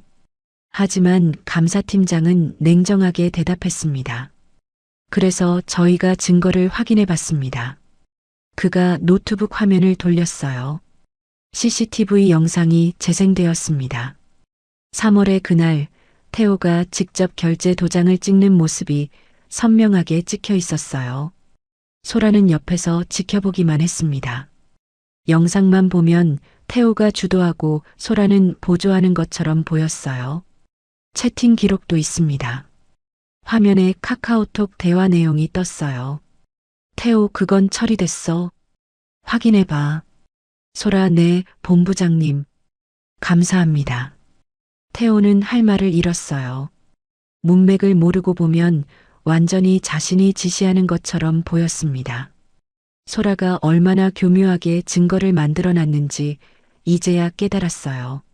한소라 씨의 처벌 여부는 별도로 민형사 소송을 통해 다루게 될 것입니다. 감사팀장이 말했어요. 하지만 결재권자는 본부장님입니다. 법적 책임은 본부장님께 있습니다. 최 사장이 자리에서 일어섰어요. 그의 얼굴에는 분노와 실망이 뒤섞여 있었습니다. 강 본부장, 아니 강태호 씨. 호칭이 바뀌었어요. 태호는 심장이 쪼그라드는 것을 느꼈습니다. 20년을 함께 일했어. 자네를 믿고 본부장까지 올려줬는데 이렇게 배신할 줄은 몰랐어. 사장님, 저는 됐어.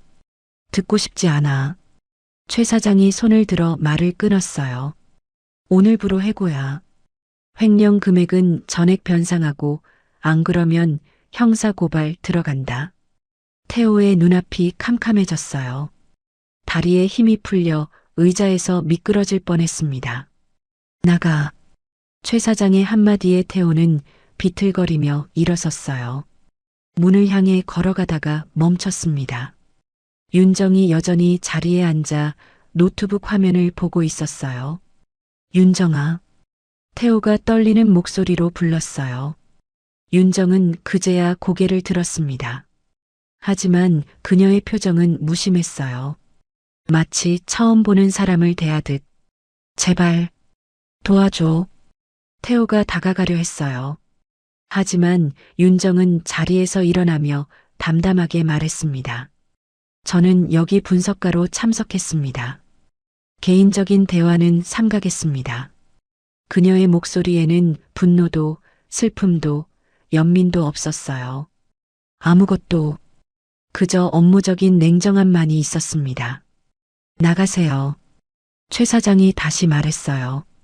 태호는 더 이상 버틸 수가 없었습니다. 비틀거리는 걸음으로 문을 나섰어요. 복도에 나온 태호는 벽에 기대어 주저앉았습니다. 직원들의 시선이 느껴졌어요. 수군거리는 소리도 들렸습니다. 하지만 그에게 다가와 말을 거는 사람은 아무도 없었어요. 휴대폰이 울렸습니다. 시어머니 순자였어요. 태호야, 이번 달 용돈은? 어머니, 저 해고당했어요. 전화기 너머로 잠시 침묵이 흘렀습니다. 뭐? 해고? 네, 방금. 잘렸어요. 아니, 그게 무슨 소리야? 넌 본부장이잖아. 태호는 대답하지 못했어요. 눈물이 앞을 가렸습니다. 이 바보야. 그래서 어떡하라고. 내 용돈은? 내 생활비는? 순자의 목소리가 날카롭게 솟구쳤어요. 태호는 전화를 끊었습니다. 더 이상 들을 수가 없었어요. 텅 빈 복도에 그의 흐느끼는 소리만 울렸습니다. 20년을 바친 회사에서 쫓겨났어요. 아내는 이미 떠났고 어머니는 돈만 찾았습니다. 그를 유혹했던 여자는 모든 것을 그에게 뒤집어 씌우고 사라졌어요. 태호는 천장을 올려다보았습니다. 내가 뭘 잘못한 거지? 그 물음에 대답하는 사람은 아무도 없었어요. 하지만 그는 알고 있었습니다. 모든 것이 자신의 오만에서 시작되었다는 것을, 그리고 이제 그 대가를 치르고 있다는 것을요. 완전한 몰락이었습니다. 8월의 무더위가 서울을 덮쳤습니다.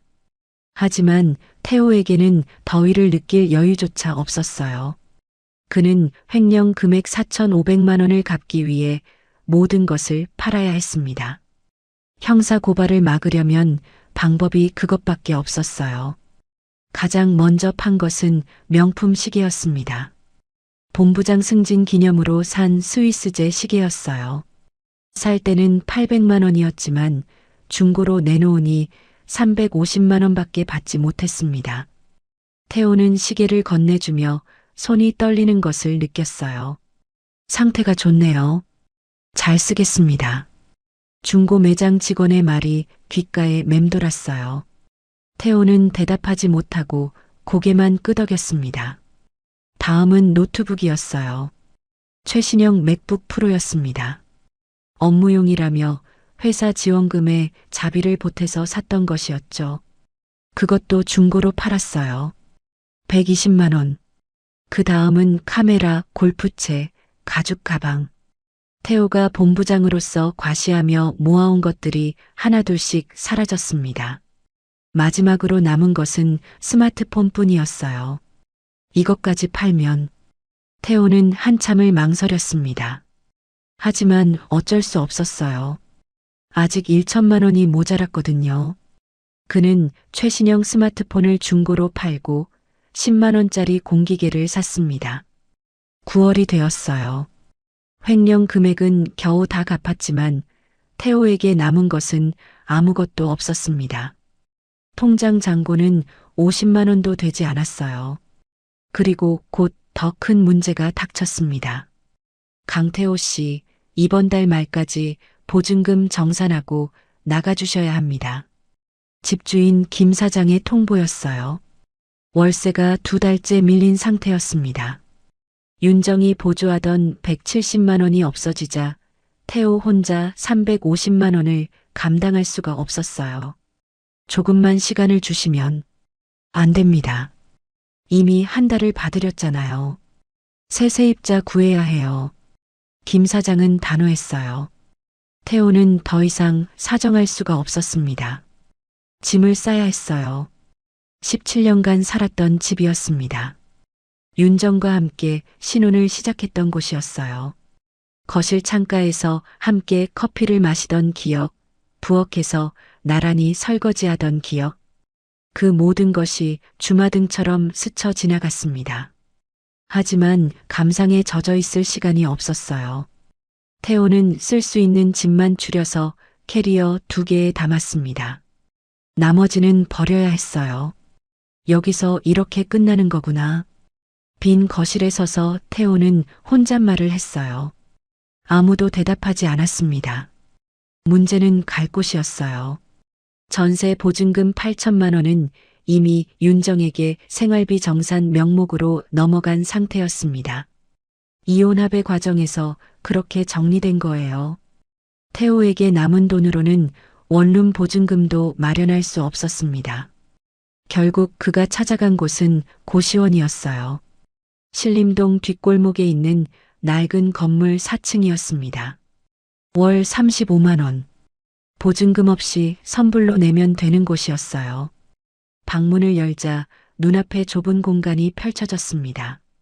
침대 하나 놓으면 꽉 차는 크기였어요. 창문은 손바닥만 했고 환기가 되지 않아 퀴퀴한 냄새가 났습니다. 태호는 캐리어를 구석에 밀어넣고 침대에 걸터 앉았어요. 여기가 내 집이구나. 목소리가 떨렸습니다. 몇 달 전까지만 해도 그는 대형 프랜차이즈의 본부장이었어요. 넓은 아파트에 살았고 명품 시계를 차고 고급 레스토랑에서 식사했습니다. 그런데 지금은 고시원 한 칸에서 살게 된 거예요. 눈물이 흘렀습니다. 소리 없이 멈추지 않고 그 즈음 시어머니 순자와의 관계도 끝을 향해 가고 있었어요. 태호가 해고당한 후 순자는 매일같이 용돈을 달라고 전화했습니다. 하지만 태호에게는 줄 돈이 없었어요. 어머니, 저 지금 형편이 정말 어려워요. 조금만 기다려주세요. 기다려? 내가 언제까지 기다려? 넌 이번 달 용돈도 못 줬잖아. 순자의 목소리는 날이 서 있었어요. 어머니, 저 지금 고시원에서 살고 있어요. 정말 돈이 없어요. 고시원? 내가 고시원에서 산다고? 잠시 침묵이 흘렀어요. 태호는 어머니가 걱정해 줄 거라고 기대했습니다. 평생 자신만 바라보던 어머니니까요. 하지만 돌아온 대답은 예상과 달랐어요. 그래서 나한테 어떡하라고? 넌 이제 쓸모가 없어진 거야? 태호는 숨이 막혔습니다. 어머니, 아들이 돈을 벌어야 엄마가 편하게 사는 거야. 돈도 못 버는 자식이 무슨 자식이야? 그 말이 가슴 깊이 박혔어요. 나 시골로 내려간다. 내 동생한테 연락해 볼게. 걔가 그래도 너보단 낫겠지. 동생이라니. 태호는 20년 넘게 연락이 끊긴 이복 동생이 떠올랐어요. 어린 시절 어머니의 편애 때문에 사이가 틀어졌던 동생이었습니다. 어머니, 제발 가지 마세요. 제가 다시 일어설게요. 조금만. 됐어. 듣기 싫어. 순자가 전화를 끊었어요. 태호는 한동안 꺼진 화면을 바라보았습니다. 며칠 후 순자는 정말로 시골로 내려갔어요. 태호에게는 한마디 인사도 없었습니다. 나중에 안 사실이지만 그녀는 이복 동생에게 연락해서 그 집에 얹혀 살기로 했다고 해요. 가난한 자식은 자식도 아니야. 순자가 평소에 입버릇처럼 하던 말이었습니다. 태호는 그 말이 진심이었다는 것을 이제야 깨달았어요. 10월이 되자 더 이상 연락하는 사람이 없어졌습니다. 예전 동료들에게 전화를 걸어봤어요. 20년 가까이 함께 일했던 사람들이었습니다. 여보세요? 나 태호야. 강태호. 아, 태호 씨. 상대방의 목소리가 어색하게 굳었어요. 요즘 어떻게 지내? 한번 만나자. 나 요즘 좀 바빠서 다음에 연락할게. 전화가 끊겼습니다. 다음 연락은 오지 않았어요. 다른 동료들도 마찬가지였습니다. 바쁘다. 다음에 보자. 나중에 연락할게. 그런 말만 되풀이하다가 결국 전화를 받지 않게 되었어요. 태호는 깨달았습니다. 그들은 본부장 강태호와 친했던 거지 그냥 강태호와 친했던 것이 아니었어요. 직함이 사라지자 그도 함께 사라진 거였죠. 11월 태호는 생계를 위해 배달 라이더를 시작했습니다. 고시원 근처 배달 대행 업체에서 오토바이를 빌렸어요. 하루 대여료 2만 원, 배달 한 건당 3천 원. 열심히 뛰면 하루에 10만 원 정도 벌 수 있다고 했습니다. 첫 배달을 나간 날이었어요. 헬멧을 쓰고 오토바이에 올라탄 태호는 낯선 기분이 들었습니다. 몇 달 전만 해도 뒷좌석에 앉아 택시를 타던 사람이었어요. 그런데 지금은 비를 맞으며 음식을 배달하고 있었습니다. 주문하신 짜장면이요. 문이 열리고 젊은 여자가 나왔어요. 그녀는 태호를 쳐다보지도 않고 음식만 받아들었습니다. 잔돈 가지세요. 문이 닫혔어요. 태호는 손에 쥔 500원짜리 동전 2개를 바라보았습니다. 가슴이 먹먹했어요. 하지만 슬퍼할 시간이 없었습니다. 휴대폰에서 다음 배달 알림이 울렸거든요. 다음 주문입니다. 2.3km. 태호는 다시 오토바이 시동을 걸었어요. 12월의 어느 날 밤이었습니다. 배달을 마치고 고시원으로 돌아온 태호는 침대에 쓰러지듯 누웠어요. 온몸이 쑤셨습니다. 하루 종일 오토바이를 타고 서울 시내를 누볐거든요. 천장을 바라보며 생각했어요. 1년 전 이맘때 그는 본부장 승진을 앞두고 들떠 있었습니다. 새 양복을 사고 명품 시계를 차고 거울 앞에서 웃고 있었어요. 다 내 실력이라고, 이제 내 세상이 왔다고 믿었습니다. 그리고 지금 그는 고시원 한 칸에서 배달 라이더로 살고 있었어요. 내가 왜 이렇게 됐을까? 태호는 스스로에게 물었습니다. 대답은 이미 알고 있었어요. 오만했기 때문이었습니다. 아내의 헌신을 당연하게 여겼어요. 그녀의 레시피가 자신의 성공을 만들었다는 것을 몰랐습니다. 아니, 알려고 하지 않았어요. 인정하면 자존심이 상하니까요. 어머니의 사랑이 진짜인 줄 알았어요. 하지만 그것은 돈에 대한 사랑이었습니다. 돈이 사라지자 어머니도 사라졌어요. 동료들의 우정이 진짜인 줄 알았어요. 하지만 그것은 직함에 대한 예우였습니다. 직함이 사라지자 그들도 떠났어요. 결국 그를 진심으로 아꼈던 사람은 윤정뿐이었어요.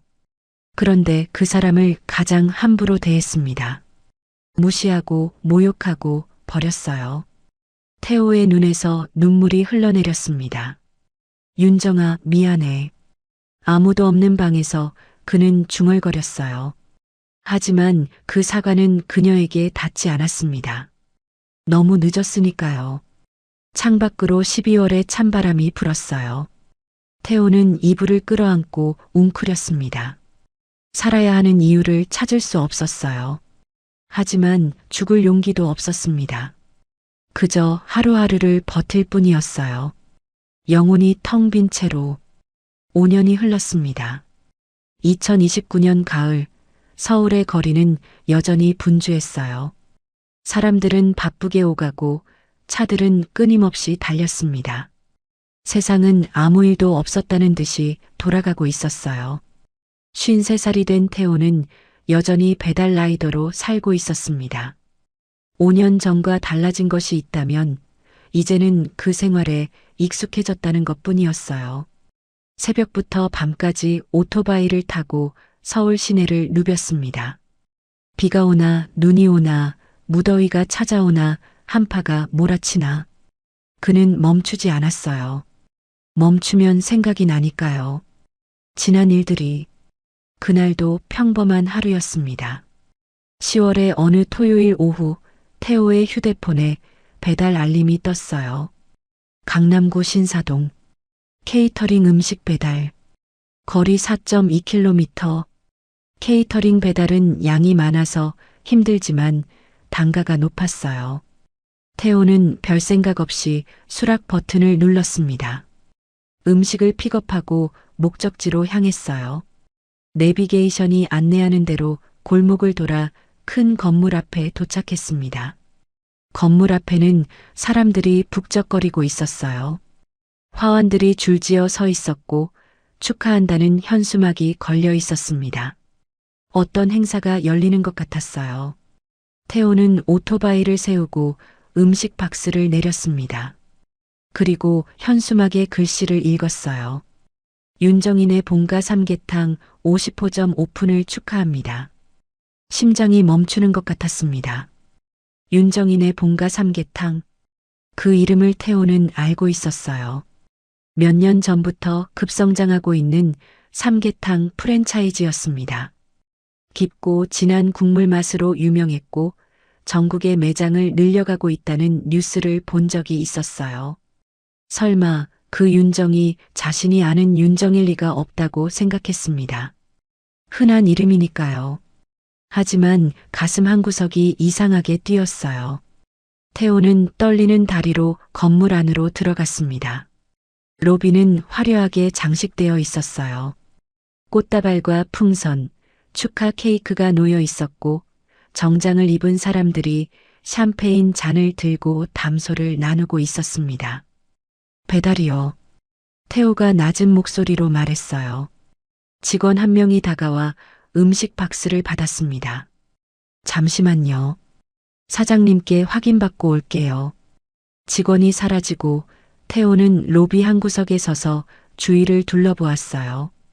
그리고 벽에 걸린 대형 사진을 발견했습니다.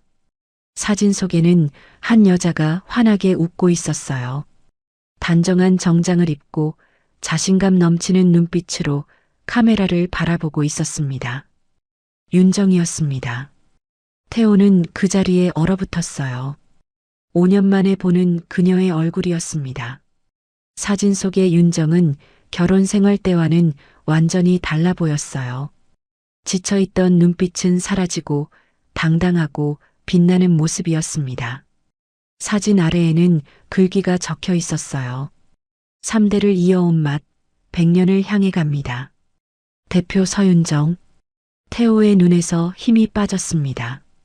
그 레시피가 자신이 당연하게 여겼던 그 레시피가 이렇게 큰 사업이 된 거였어요. 그때 로비 저편에서 웅성거리는 소리가 들렸습니다. 사장님 오신다. 사람들이 길을 터주었어요. 그리고 그 사이로 윤정이 걸어왔습니다. 50살의 그녀는 5년 전보다 더욱 빛나고 있었어요. 고급스러운 정장을 입고 머리를 단정하게 올렸습니다. 걸음걸이에는 자신감이 넘쳤고 얼굴에는 여유로운 미소가 떠 있었어요. 그리고 그녀의 옆에는 한 남자가 함께 걷고 있었습니다. 48살쯤 되어 보이는 남자였어요. 부드러운 인상에 따뜻한 눈빛을 가진 사람이었습니다. 그가 윤정의 등에 손을 살짝 대며 뭔가 속삭였고 윤정은 환하게 웃었어요. 태호는 심장이 찢어지는 것 같았습니다. 나중에 안 사실이지만 그 남자는 박준혁이라는 변호사였어요. 윤정의 오빠 진우의 후배였고 윤정의 사업 법률 자문을 맡다가 인연이 발전한 사람이었습니다. 지금은 윤정의 새로운 인생 동반자였어요. 윤정이 점점 가까이 다가왔습니다. 태호는 고개를 숙였어요. 들키고 싶지 않았습니다. 이렇게 초라한 모습으로 그녀 앞에 서고 싶지 않았어요. 하지만 윤정은 그의 앞에서 멈춰 섰습니다. 배달 오셨어요? 그녀의 목소리가 들렸어요. 태호는 고개를 숙인 채 대답했습니다. 네, 케이터링 음식이요. 감사합니다. 먼 데서 오시느라 수고하셨어요. 윤정의 목소리는 친절했어요. 손님을 대하는 사업가의 목소리였습니다. 태호는 천천히 고개를 들었어요. 두 사람의 눈이 마주쳤습니다. 윤정의 눈이 잠시 멈췄어요. 그녀는 분명히 태호를 알아보았습니다. 17년을 함께 산 사람을 못 알아볼 리가 없었어요. 태호는 그녀의 눈에서 뭔가를 찾으려 했습니다. 분노든 원망이든 슬픔이든 무엇이라도 좋았어요. 자신을 향한 감정이 남아있다면 그것이 무엇이든 상관없었습니다. 하지만 윤정의 눈에는 아무것도 없었어요. 분노도 슬픔도 연민도 경멸도 아무것도. 마치 길에서 스쳐 지나가는 낯선 사람을 보는 것 같은 눈이었습니다. 아니, 낯선 사람에게는 최소한 호기심이라도 있잖아요. 하지만 그녀의 눈에는 그조차도 없었어요. 완전한 무관심이었습니다. 윤정이 핸드백에서 지갑을 꺼냈어요. 그리고 10,000원짜리 지폐 한 장을 태호의 손에 쥐어주었습니다. 수고하셨어요. 잔돈은 가지세요. 그녀의 목소리는 여전히 친절했어요. 하지만 그 친절함이 태호의 가슴을 찔렀습니다. 그것은 아무에게나 베푸는 형식적인 친절이었어요. 배달원에게, 청소부에게, 경비원에게 건네는 그런 친절. 그에게만 특별한 것은 아무것도 없었습니다. 윤정아. 태호가 떨리는 목소리로 그녀의 이름을 불렀어요. 윤정은 이미 돌아서고 있었습니다. 그의 목소리가 들렸는지 안 들렸는지 그녀는 멈추지 않았어요. 박준혁의 팔짱을 끼고 웃으며 사람들 사이로 걸어갔습니다. 사장님, 축사 부탁드려요. 누군가 그녀를 불렀어요. 윤정은 환하게 웃으며 단상으로 향했습니다. 태호는 그 자리에 서서 움직이지 못했어요. 손에 쥔 10,000원짜리가 구겨졌습니다. 그제야 깨달았습니다. 가장 잔인한 것은 증오가 아니었어요. 복수도 아니었습니다. 그것은 완전한 무관심이었어요. 윤정에게 그는 이미 아무것도 아니었습니다. 미워할 가치도 원망할 가치도 없는 사람. 그저 스쳐 지나가는 수많은 얼굴 중 하나일 뿐이었어요. 17년의 결혼 생활이 함께한 모든 시간이 그녀에게는 완전히 지워진 거였습니다. 태호는 비틀거리며 건물을 나왔어요. 오토바이 옆에 서서 하늘을 올려다보았습니다. 맑은 가을 하늘이었어요. 구름 한 점 없이 파랬습니다. 그 맑은 하늘 아래서 태호는 눈물을 흘렸어요.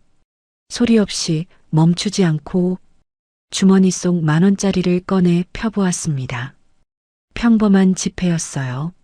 하지만 그것은 17년 결혼 생활의 마지막 흔적이었습니다. 끝났구나. 태호는 중얼거렸어요. 진짜 끝이었습니다. 그동안 마음 한구석에는 작은 희망이 있었어요. 언젠가 다시 만나면 사과할 수 있을 거라고, 용서받을 수 있을 거라고. 아니, 용서받지 못하더라도 최소한 그녀가 자신을 기억해 줄 거라고.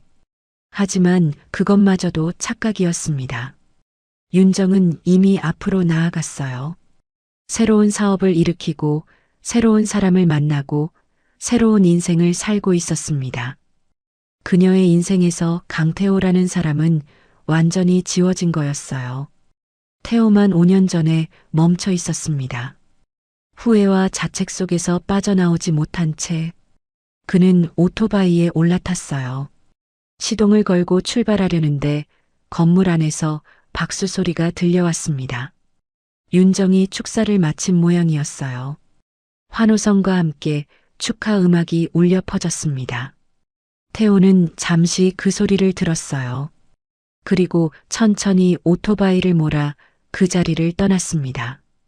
백미러에 비친 건물이 점점 작아져 갔어요. 화려한 조명, 웃음소리, 축하하는 사람들. 그 모든 것이 멀어졌습니다. 태호는 앞만 보며 달렸어요. 갈 곳은 없었습니다. 그저 달리는 것밖에 할 수 있는 일이 없었어요. 서울의 거리는 여전히 분주했습니다. 수많은 사람들이 오가고 수많은 이야기들이 흘러갔어요. 그 속에서 53살의 배달 라이더 한 명은 아무도 모르게 눈물을 흘리며 달리고 있었습니다. 저녁 노을이 하늘을 물들였어요. 태호는 한강 다리 위에서 오토바이를 멈추었습니다. 난간에 기대어 강물을 바라보았어요. 5년 전의 자신이 떠올랐습니다. 거만하게 웃으며 거울 앞에 서던 남자. 다 내 실력이야 라고 외치던 남자. 아내의 삼계탕을 밀어내던 남자. 그 남자는 이제 없었어요. 남은 것은 모든 것을 잃고 영원한 후회 속에 갇힌 늙은 배달 라이더뿐이었습니다. 미안해, 윤정아. 바람에 실려 그 말이 흩어졌어요. 아무도 듣지 못했습니다. 태호는 다시 오토바이에 올라탔어요. 휴대폰에서 배달 알림이 울렸습니다. 신규 주문입니다. 마포구 상암동. 거리 5.8km. 그는 수락 버튼을 눌렀어요. 그리고 다시 달리기 시작했습니다. 끝나지 않는 후회를 안고 영원히. 오늘 이야기가 마음의 작은 울림으로라도 남았다면 가끔 이곳에 다시 들러주셔도 좋겠습니다. 여유가 되신다면 사연의 주인공에게 따뜻한 한 줄 남겨주세요. 그 마음이 누군가의 내일을 버티게 해줄지도 모릅니다. 당신의 오늘과 내일을 진심으로 응원합니다. 여기는 실화 보따리였습니다. 감사합니다.